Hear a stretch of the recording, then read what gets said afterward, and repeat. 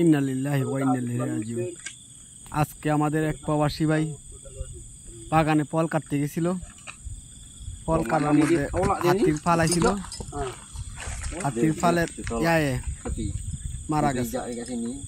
এই জন্যই বলি সকল প্রবাসী ভাইদেরকে, যারা বাগানে কাজ করেন তারা একটু সাবধানে কাজ করবেন।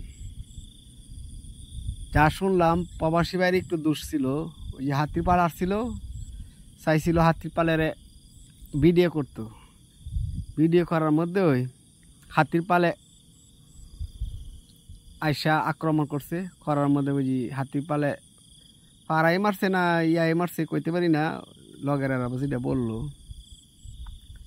পরে মারা গেছে।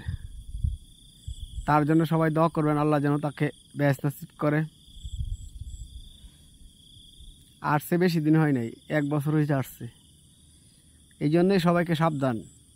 পাম বাগানে যারা কাজ করবেন একটু সাবধানে কাজ করবেন, কেন পাম বাগানে শুয়োর আছে, বাঘ আছে, আবার হাতি আছে।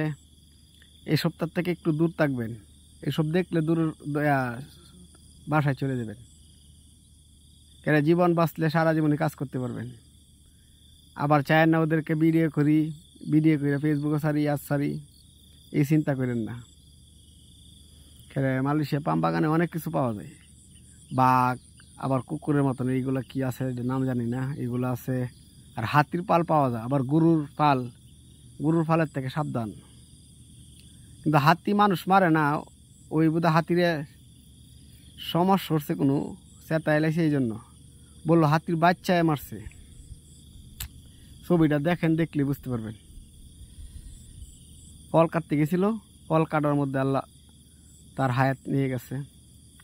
সবাই তার জন্য দোয়া করবেন, আল্লাহ যেন তাকে জান্নাতবাসী করে। বাংলাদেশের আরেকটি রেমিটের যুদ্ধ মারা গেল।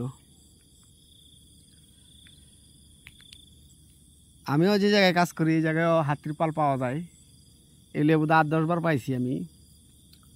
আবার গরুর পালটা বেশি দেখা যায়, হাতির পালের থেকে গরুর পালটা বেশি দেখা যায়। তাই এদের থেকে দূর তাহা ভালো সবচেয়ে।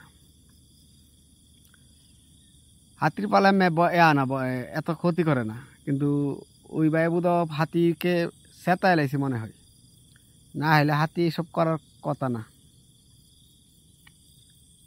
যাক, বৈধভাবে আসছে যখন, আল্লাহর রহমতে বাড়িতেও পাঠাইব ইনশাল্লাহ, সমস্যা হইব না। ওকে, সবাই ভালো থাকবেন, আমাদের জন্য দোয়া করবেন, সকল প্রবাসীদের জন্য দোয়া করবেন। আল্লাহ যেন সকল প্রবাসীদেরকে সুস্থ রাখে। আল্লাহ হাফেজ। ভিডিওটা দেখেন।